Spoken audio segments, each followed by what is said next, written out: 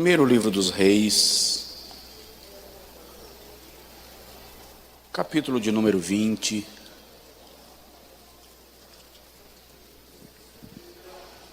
Primeiro livro dos Reis de Israel, capítulo de número 20.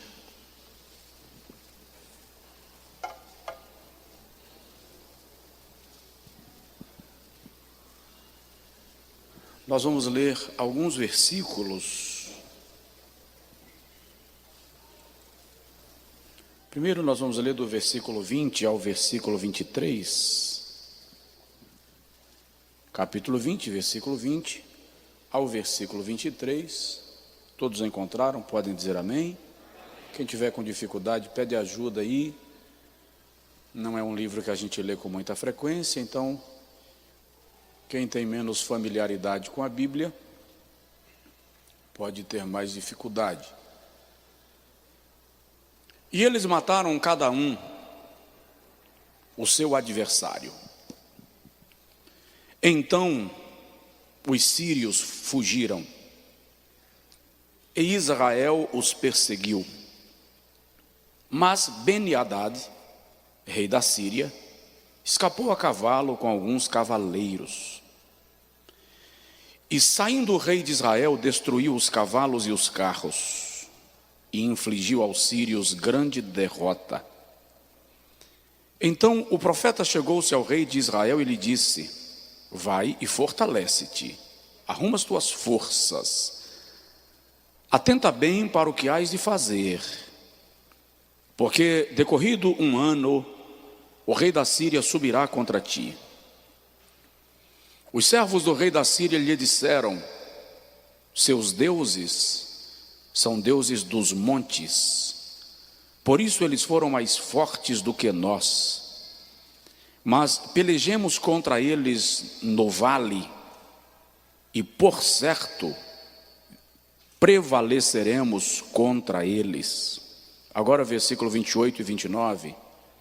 Nisso chegou o homem de Deus e disse ao rei de Israel: assim diz o Senhor, porquanto os sírios disseram: o Senhor é Deus dos montes e não Deus dos vales, entregarei nas tuas mãos toda esta grande multidão, e saberás que eu sou o Senhor.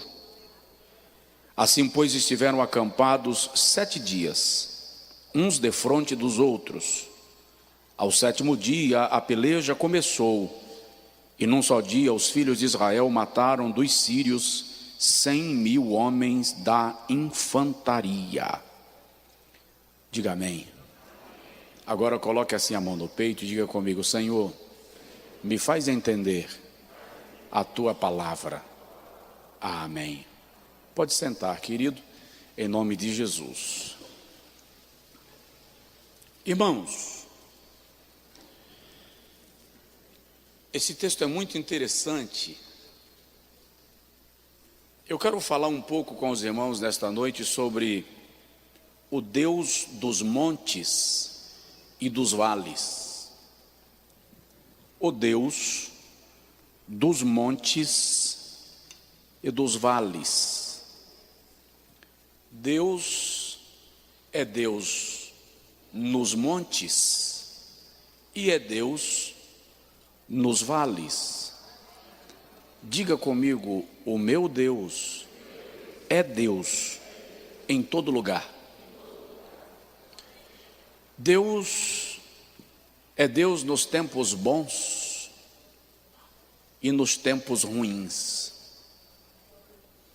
Deus é Deus em toda e qualquer situação e ou circunstância. Deus é Deus quando você está bem, e Ele é Deus quando você está mal. Deus é Deus no tempo e é Deus no espaço. É Deus no presente, é Deus no passado, é Deus no futuro. Ele não foi, Ele não será, Ele é. Sempre é. quaisquer que sejam as circunstâncias que envolvem a sua vida neste tempo, Deus é Deus. Monte é lugar de exaltação, de proeminência, de holofotes, de visibilidade. Vale é lugar de humilhação, de anonimato, de humilhação.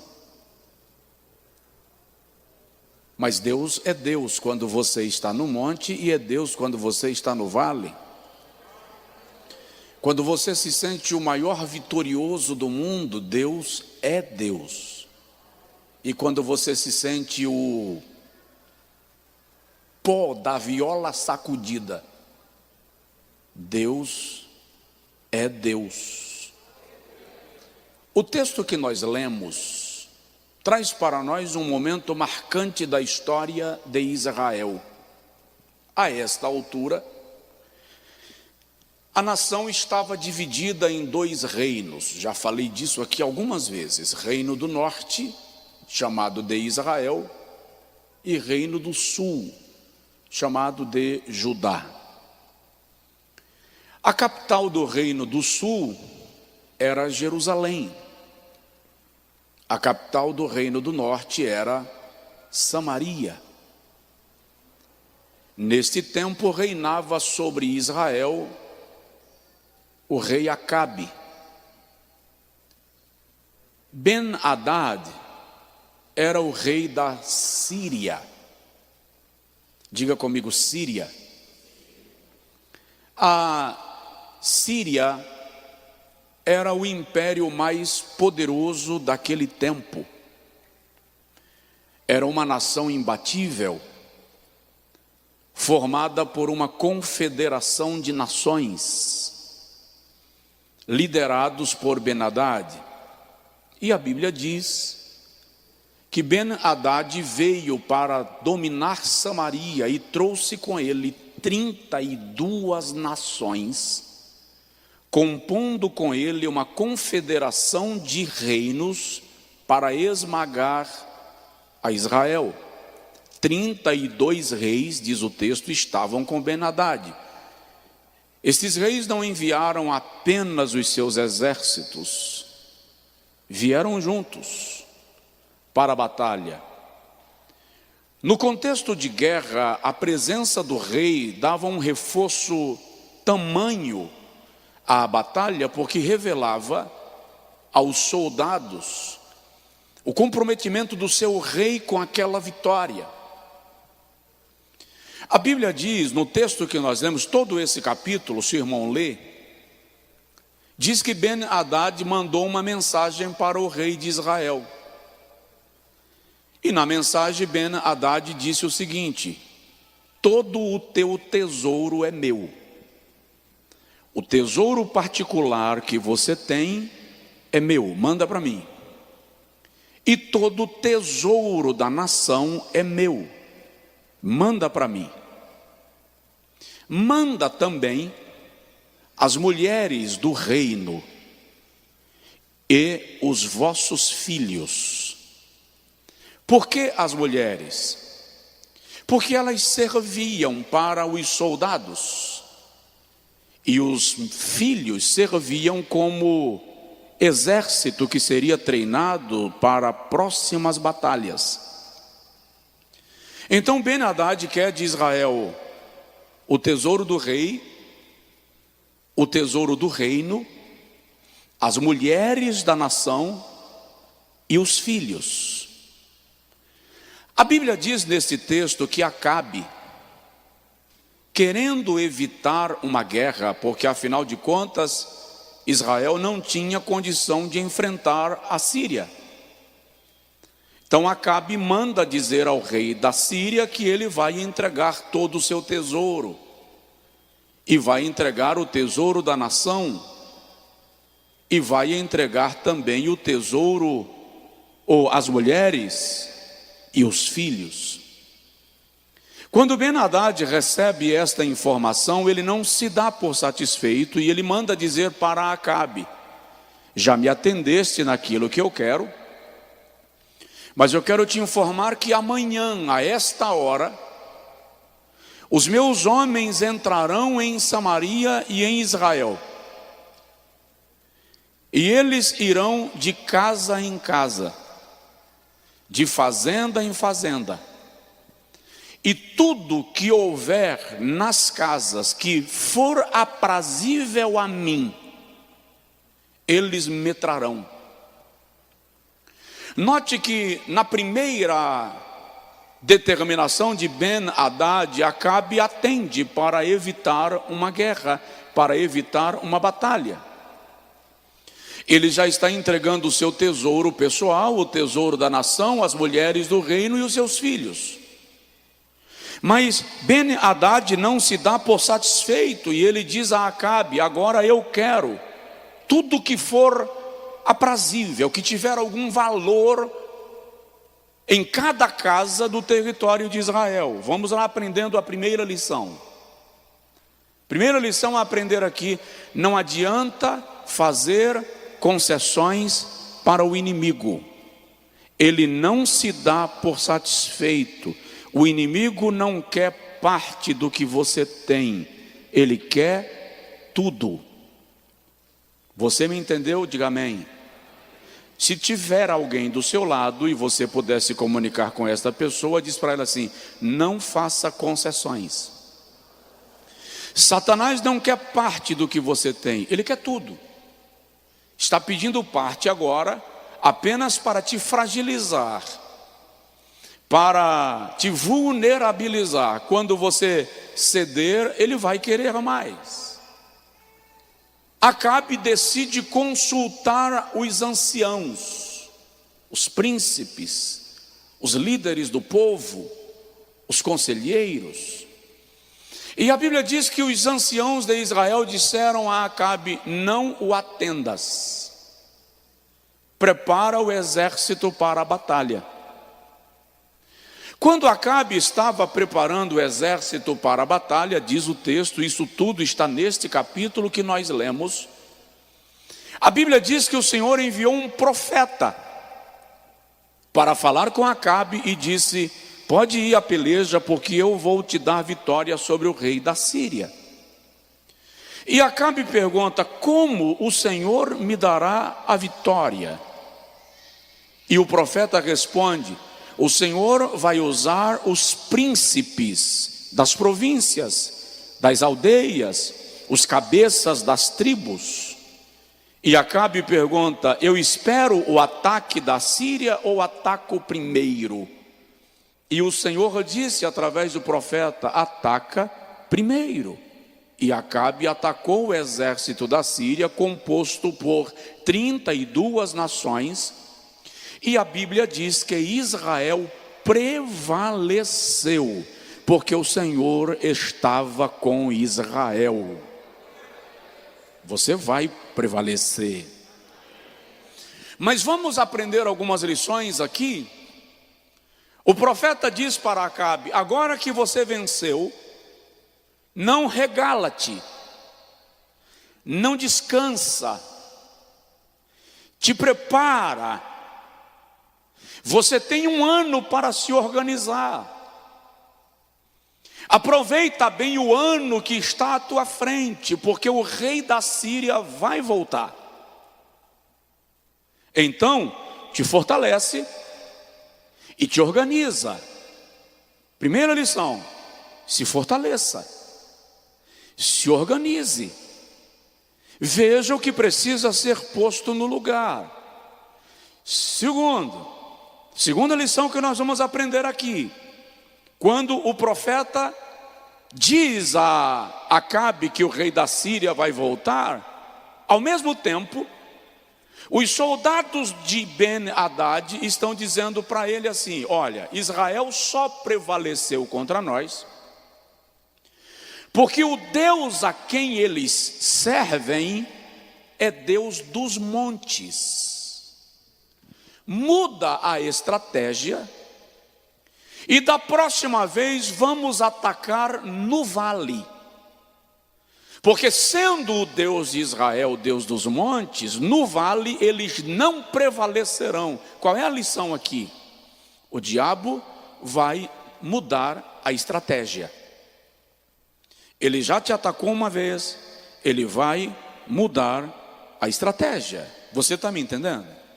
O inimigo vai mudar a estratégia. A Bíblia diz que Ben-Hadad veio agora com todo o seu exército e veio para o vale. E outra vez o Senhor levanta o profeta para dizer ao rei de Israel, versículo 28, conforme nós lemos, o Senhor diz ao profeta, ou o profeta diz ao rei: porque eles dizem que eu sou Deus dos montes e não Deus dos vales. Vai à peleja contra eles no vale, e outra vez tu prevalecerás. Aleluia.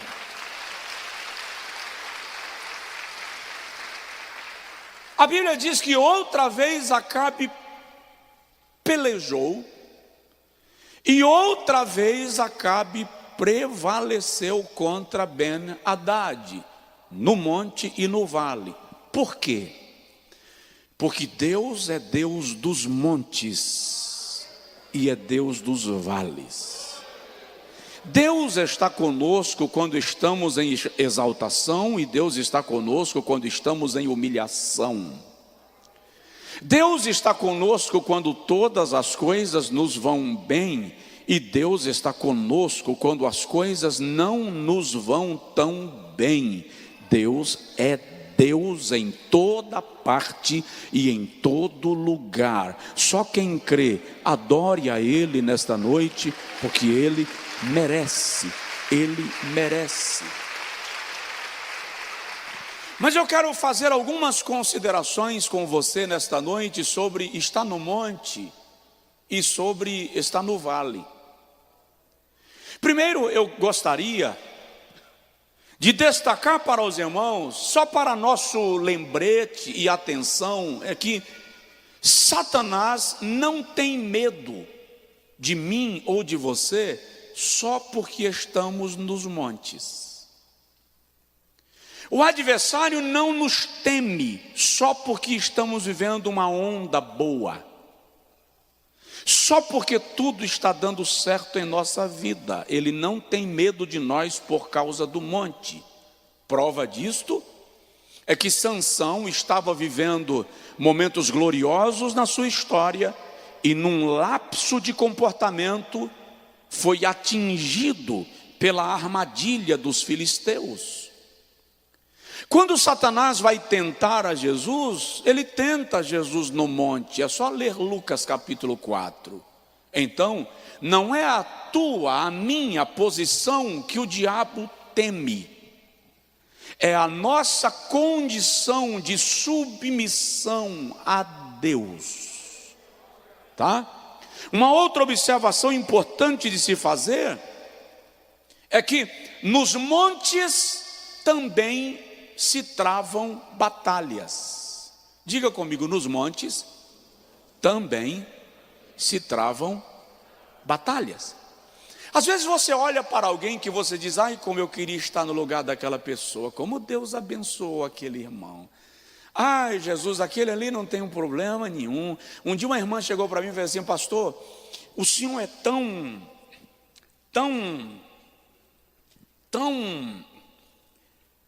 eu acho que o senhor não sente nem sede.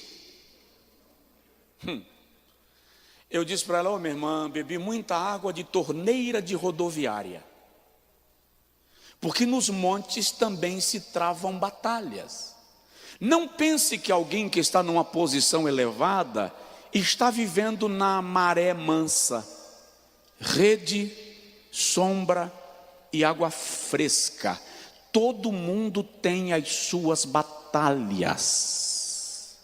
E presta atenção numa verdade: quanto mais alto você voa, mais fortes serão os ventos que você vai precisar enfrentar. Então, monte também é lugar de batalha.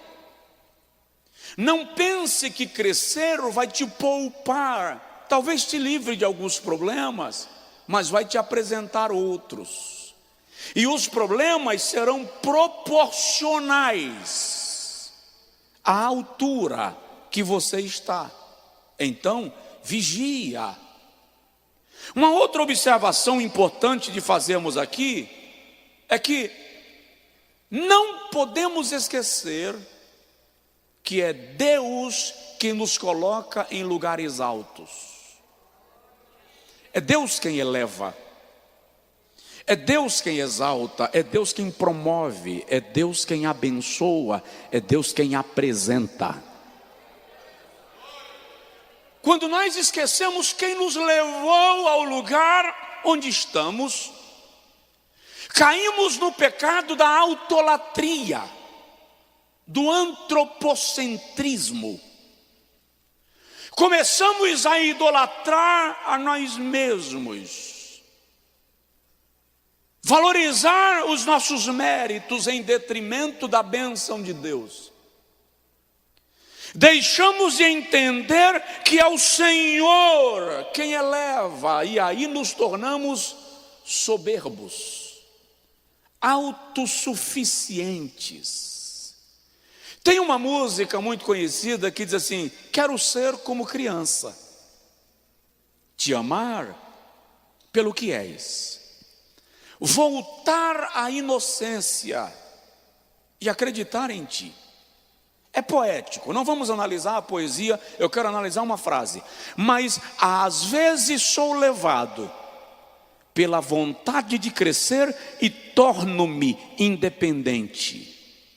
Quando eu me torno independente, eu deixo de crer, porque agora eu passo a acreditar que a minha capacidade é suficiente para lidar com as situações. Mas a palavra do Senhor para mim, para você nesta noite, para quem está acompanhando o culto online, é que é Deus quem te coloca em lugares elevados. Portanto, celebre-o, porque a Bíblia diz que Ele tem poder para levantar e para fazer cair.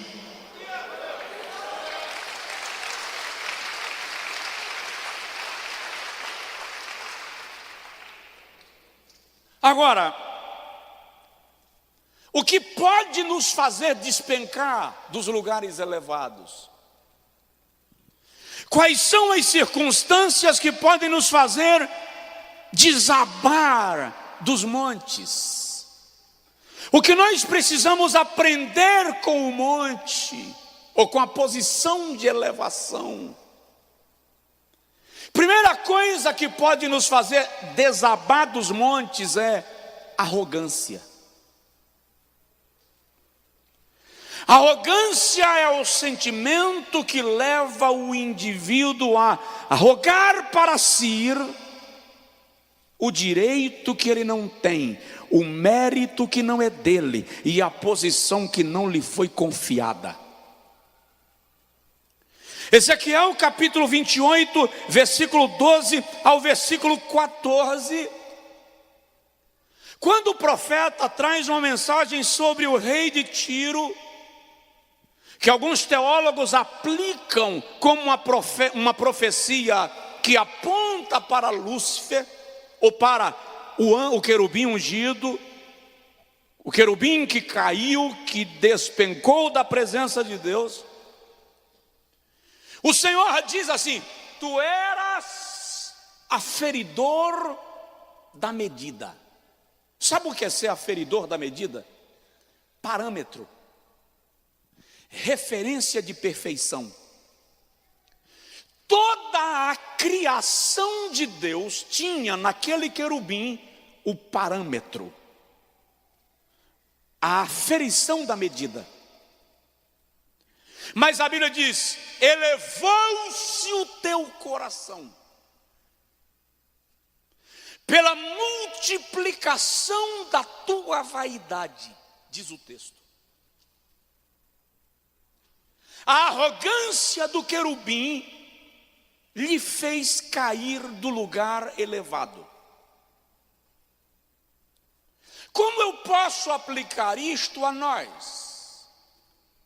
Por exemplo, posição social, títulos, características físicas e pessoais podem nos tornar arrogantes. Diplomas, o emprego, a empresa, o respeito daqueles que fazem parte do nosso universo pode nos tornar arrogantes. Por exemplo, para os gregos, pessoas consideradas belas, com algumas características físicas bem definidas, eram considerados deuses ou semideuses, eram intocáveis. No mundo narcisista que nós vivemos, no mundo helenista que nós vivemos, sucesso, conquistas, títulos, posição social, renome, pode fazer a gente pensar, ou podem nos fazer pensar que somos mais do que de fato somos. O apóstolo Paulo, escrevendo aos Romanos, disse assim: não pense de si mesmo além daquilo que convém. Então, podemos ser deslocados do monte por causa da arrogância. Diz assim: Senhor, me guarda. Um outro elemento que pode nos tirar do monte é o poder. Capacidade de influenciar, elevação, o poder de arregimentar em torno de nós coisas, pessoas, valores. Note que quando o querubim é expulso do céu, a Bíblia diz que ele traz consigo a terça parte das hostes celestiais. Olha o poder de influência que ele tinha. E nós estamos falando do céu.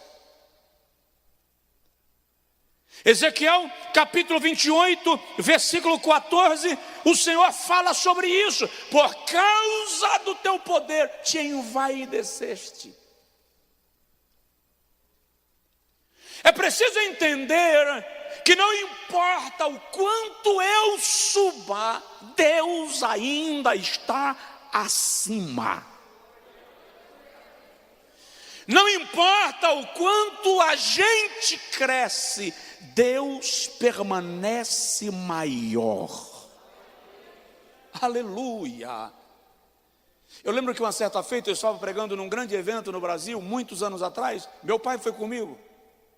E na hora da pregação, o pastor que pegou o microfone para orar disse assim: nós vamos convidar agora o pastor Gervásio para orar pelo grande conferencista, pastor Josué Brandão. Meu pai pegou o microfone e disse assim: irmãos, nós vamos orar por Josué, mas eu queria lembrar para os irmãos que grande é Deus, Josué é cumprido.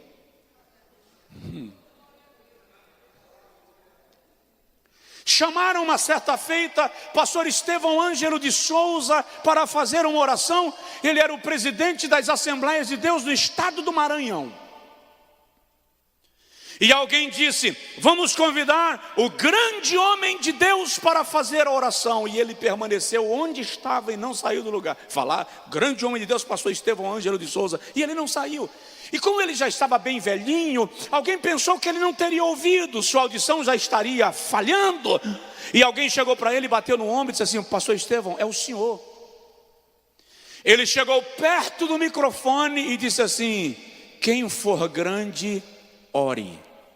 E se afastou. Nós precisamos entender que por maior que seja o nosso poder, a Bíblia diz que o poder pertence a Deus. Aleluia. Quando Pilatos olhou para Jesus e disse: tu sabes que eu tenho poder para te livrar e para te condenar. Jesus olhou para Pilatos e disse: nenhum poder tu terias, se do meu Pai não te tivesse sido concedido. Cresça, mas nunca esqueça que Deus está acima dos montes e das nuvens.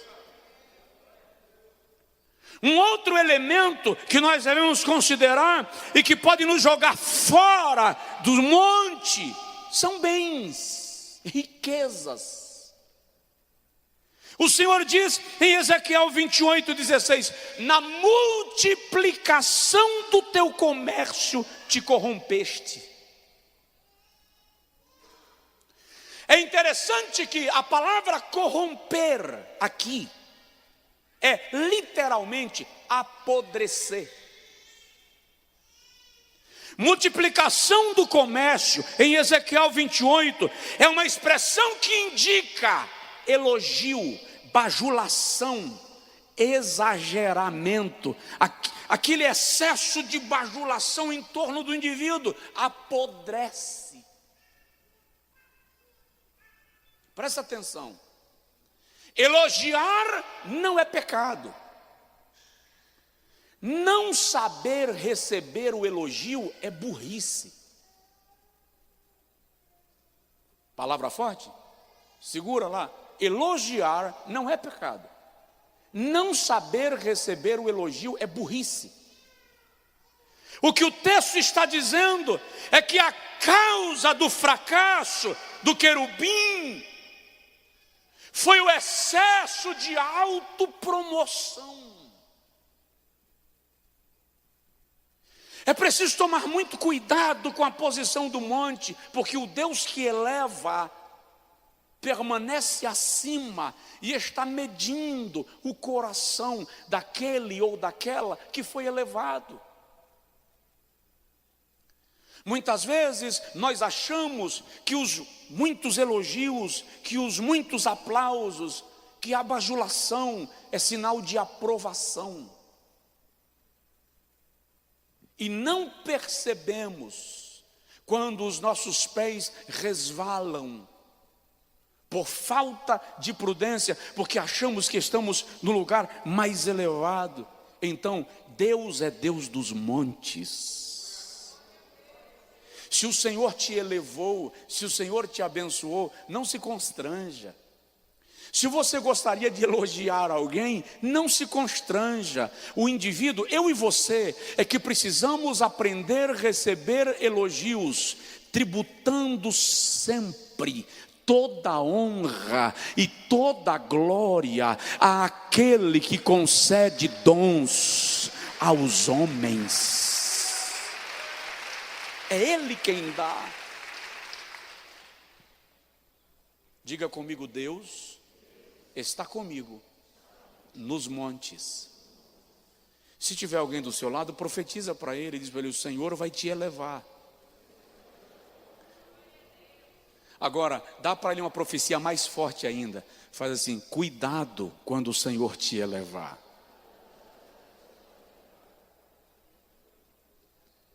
Vamos lá. Deus é Deus dos montes, mas Deus também é Deus dos vales. E justamente por isso, muitas vezes, Ele age de forma a encontrar-se com quem está no lugar elevado e faz o indivíduo passar no vale para aprender algumas lições. Deixa eu te falar uma coisa. Você sabia que Deus não suporta a soberba? Que a gente vive condenando atitudes X, Y, Z, de quem quer que seja, e muitas vezes não analisamos que o nosso juízo é promulgado pela nossa arrogância. Que enquanto estamos julgando o outro, estamos arrogando para nós superioridade, e Deus está vendo. Você sabia que nenhum pecado nos torna mais parecidos com o diabo do que a soberba? O pecado que derrubou o querubim foi o desejo de elevar-se e ser semelhante ao Altíssimo. Qual foi o pecado que derrubou Adão? Come do fruto que no dia que tu dele comerdes, tu serás como Deus. Essa ambição por ser mais do que o Senhor estabeleceu em nós é uma armadilha. A Bíblia diz que Ele dá graça aos humildes, mas aos soberbos Ele resiste. Tiago capítulo 4.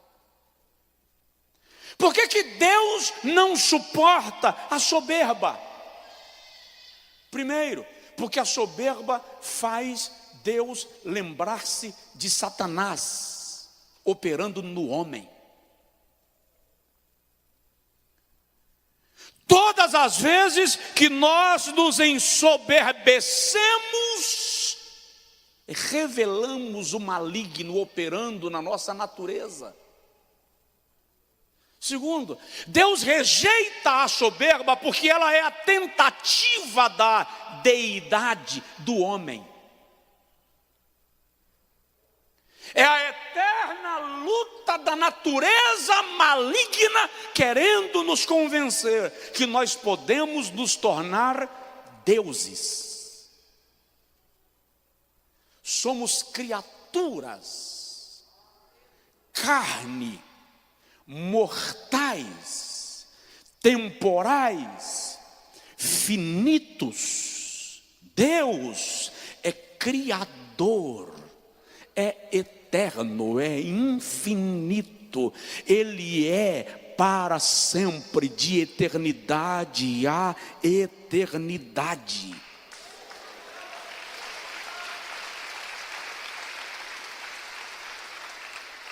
Deus rejeita a soberba do homem, porque a ele pertence o exaltar e o incrível. Olha bem para cá, ele exalta a quem ele quer e humilha a quem ele deseja. Mas nunca ele vai dividir a sua glória, o seu reino e o seu poder. Lembra da oração do Pai Nosso? Na oração do Pai Nosso se revelam três propriedades exclusivas de Deus, porque teu é o reino e o poder e a glória para sempre. Ele não divide o reino, ele não divide o poder e ele não divide a glória, pertencem a Deus. Então, se estás no monte, nunca deixe de celebrar aquele que te elevou. Mas Deus, Ele diz através do profeta: você vai vencer no vale. Porque eles estão dizendo que vocês venceram aquela batalha porque eu sou apenas Deus de montes. Agora vocês vão vencer no vale.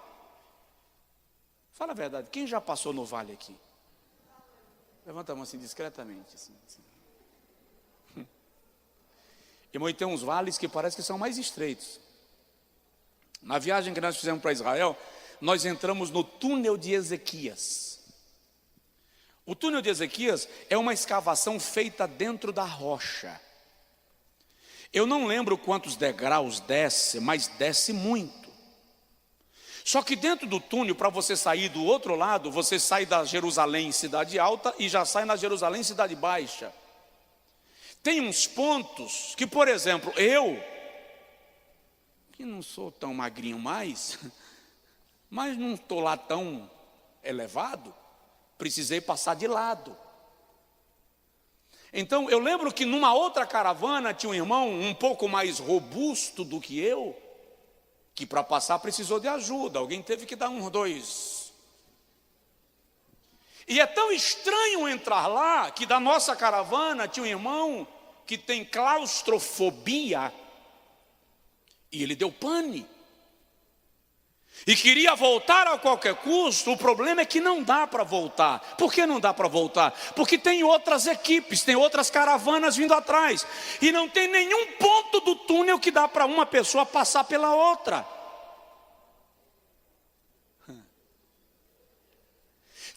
Irmã Silvia estava, tivemos que conseguir contê-lo, acalmá-lo, para que ele conseguisse sair do outro lado. Ei!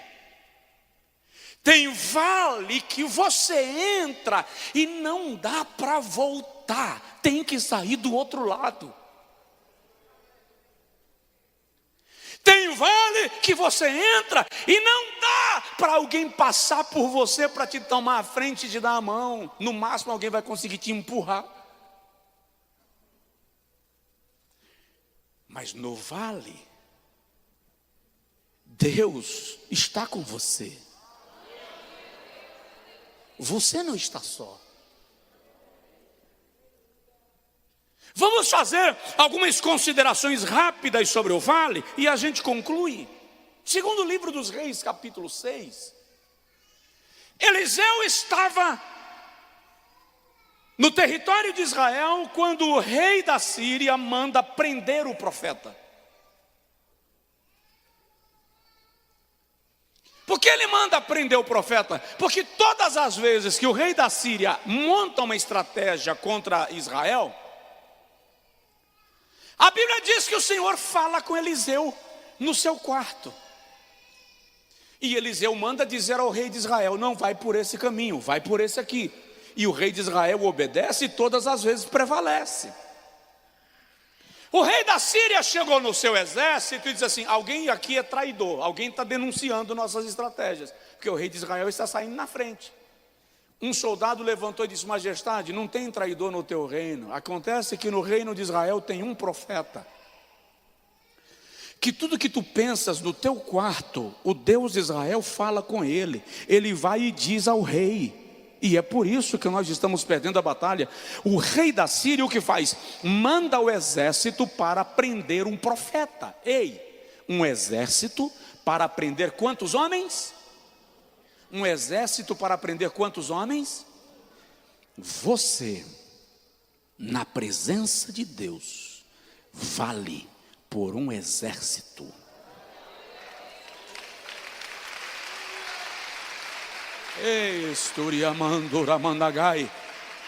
É por isso que quando Jeoacás ajoelha na cama de Eliseu, 1 Reis capítulo 13, Eliseu já doente, Jeoacás diz: tu és como um exército aparelhado para a batalha. Porque Eliseu valia por um exército. Quando o rei manda prender a Eliseu, Eliseu está no quarto, está na cama ainda, não levantou. O servo de Eliseu levantou mais cedo para preparar o café do profeta. E quando o camarada está lá no quintal da casa, catando o graveto, e ele olha para cima, nos montes haviam cavalos e cavaleiros da Síria. A casa de Eliseu estava cercada. Vieram para prendê-lo, e o servo de Eliseu entrou dentro de casa apavorado e disse: homem de Deus, o exército está lá fora, vieram para prender-te. Eliseu diz assim: Senhor, abre-lhe os olhos, para que ele veja. E a Bíblia diz que quando o servo do profeta abriu os olhos, agora ele viu cavalos e cavaleiros de fogo, que protegiam o homem de Deus. Presta atenção, você pode estar no vale, mas Deus está acima dos montes.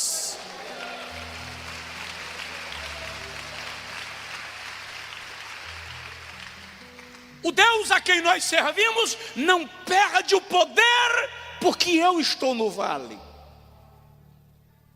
Ele continua sendo Deus. E é importante observar uma coisa: o que importa não é se eu estou no vale ou se eu estou no monte. O que importa é que Deus está comigo. Você pode dizer isso comigo? Diga assim: não importa se eu estou no vale ou no monte. O que importa é que Deus está comigo.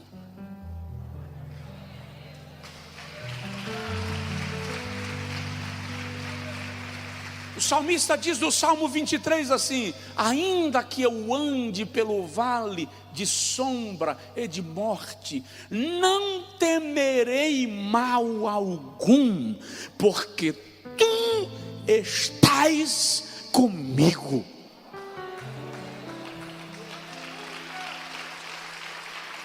Não é o vale quem define a sua vitória, é a presença de Deus. Ei, tem gente no monte cometendo suicídio, está em posição de elevação, mas Deus não está com o indivíduo. Conheço gente que vive no monte, mas não tem paz. Conheço gente que quando você... E aí, irmão, como é que tá? Estou no vale, pastor. Mas e aí? E a fé? Está viva. Deus está me abençoando. Ah, pastor, passei uma luta violenta, chorei demais, mas estou feliz com Jesus. Como é que se explica isso? O que importa é Deus está conosco, no monte ou no vale. Aleluia. Presta atenção, Deus é Deus de paradoxos. O que significa isso? Monte pode ser lugar de fracasso para alguns, enquanto o vale será lugar de vitória para outros. Porque o que define é a presença de Deus contigo. Ei, vale é lugar de grandes vitórias na Bíblia. Jeosafá venceu os reis do monte Seir no vale. Davi venceu a Golias no vale. Vale é lugar de vitórias. Não lamente o fato de que você pode estar no vale. Segura lá. Vale é lugar de milagres. Ezequiel viu um vale de ossos sequíssimos, mas pela palavra profética, o texto diz que se tornou um grande exército que entrou na cidade. Deus vai te dar vitória onde você estiver, na presença dEle, Ele te fará vencer. Só quem recebe esta palavra, dê um brado de glória, de louvores e exalte o nome de Jesus. O texto que nós lemos de 1 Reis, capítulo 20, versículo 28 e versículo 29 diz que o Senhor deu para eles uma grande vitória no vale. Não pensa que o vale é o teu fim.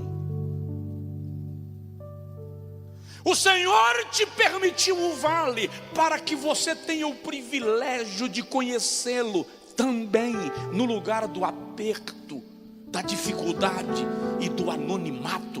Mas Ele não te deixou só. Não te abandonou. E é interessante que o texto sagrado revela para nós que além da vitória ter sido no vale, era de frente para o deserto. Pastor, não basta ser vale, tem que ter deserto.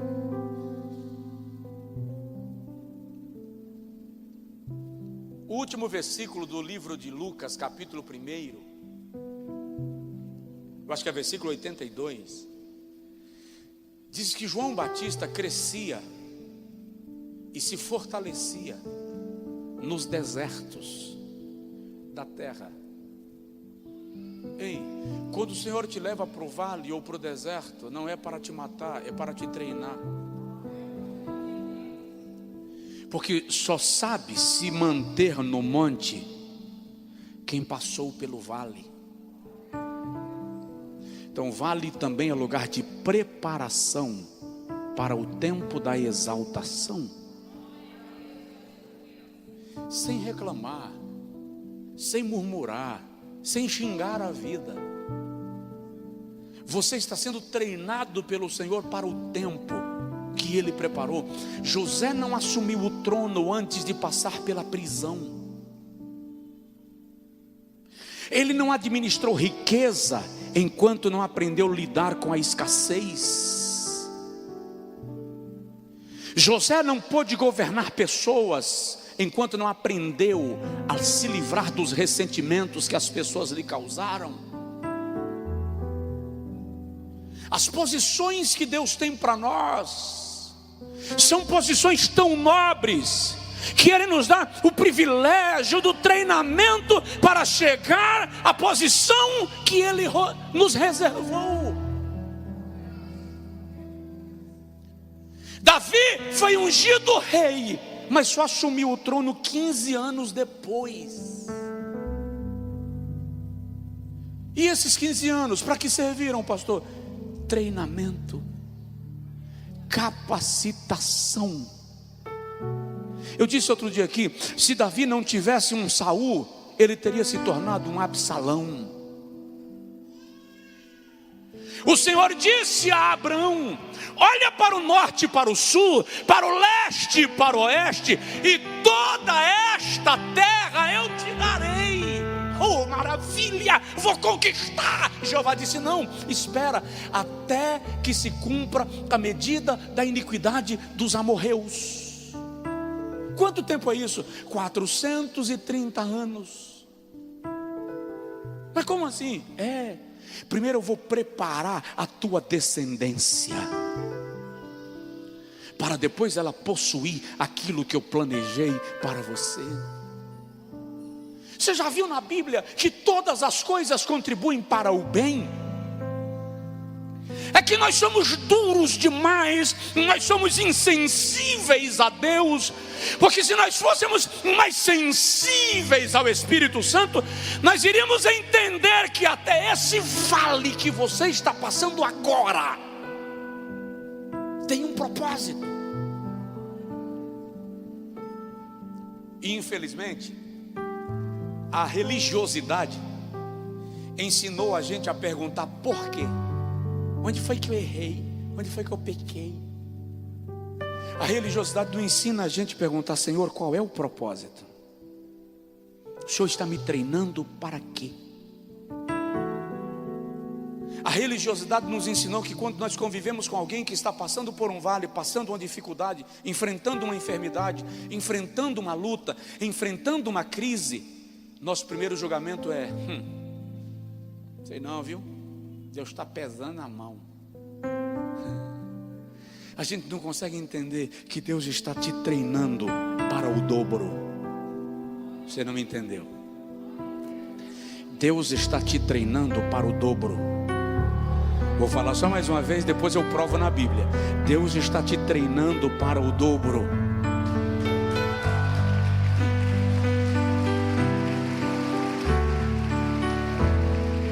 Os amigos de Jó eram membros de algumas igrejas que a gente conhece. Eles não conseguem enxergar Deus no processo de Jó. Você pecou, Jó. A tua exaltação, a tua vaidade, a tua cobiça. Tem um dos amigos de Jó que chega a dizer: teus filhos tinham que morrer mesmo, porque eles eram pecadores, profanos, murmuradores. Lá na frente, o Senhor revela para eles que o processo de Jó não era vara, não era chicote, era prova. Diga comigo: prova. Só mais uma vez: prova. Quem já fez prova aqui? Levanta a mão. Quem já fez prova na vida? Professor conversa na hora da prova? Professor ajuda a responder a pergunta na hora da prova? Professor está lá calado e no máximo, se for como uns 2 que eu tive na minha vida, fica caminhando no corredor para fiscalizar se você está com a pesca. É pesca que chama?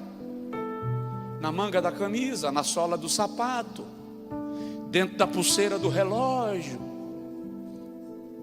dentro da caneta, sabe? Aqueles grafites que você conseguia tirar de dentro do canudo, o grafitezinho, e colocava a pesca enroladinha lá dentro. O professor está pesquisando, porque na hora da prova o professor fica calado. É possível que você esteja vivendo o momento da prova, é por isso que Deus está calado. Mas nesta noite Ele me mandou aqui só para dar um sinalzinho para você, que ainda que Ele esteja calado, Ele não saiu da sala, está caminhando pelo corredor, está vendo você e vai te elevar a lugares que Ele te prometeu.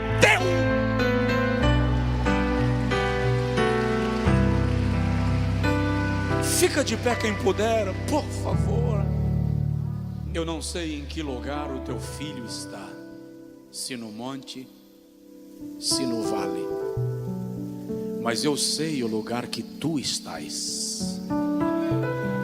E nós nos curvamos diante do Senhor, reconhecendo tua soberania, reconhecendo o teu controle de todas as situações da vida. E nos colocamos diante de ti, Senhor, clamando agora a visitação do Senhor sobre esta vida, sobre este coração, sobre a sua casa. Aqueles irmãos que estão conosco através do culto online, que a presença do Senhor o envolva nesta noite. Aqueles que estão aqui no templo, cujo coração precisa do sentimento da tua presença, da tua manifestação e do teu toque, revela para o teu servo, revela para a tua serva que o Senhor está com ele no monte ou no vale, que não importa a circunstância, as ameaças, o rugido do leão, o soprar do vento, o Senhor tem o controle de todas as situações. E eu quero declarar agora sobre a vida deste homem, sobre a vida desta mulher, a porta aberta, a saída, a resposta, a cura, a restauração, o renovo espiritual. Na autoridade do nome de Jesus Cristo, declaramos a bênção sobre o teu povo e ordenamos a retirada de toda a barricada do maligno. Em nome de Jesus, em nome de Jesus, recebe agora o toque da presença de Deus e o renovo do Espírito Santo sobre a sua vida. Se você puder dar glória, dê glória. Se você puder falar em línguas, fale em línguas. Se você puder aplaudir, aplauda. Mas adore, adore, adore, adore, adore ao nome daquele que é merecedor.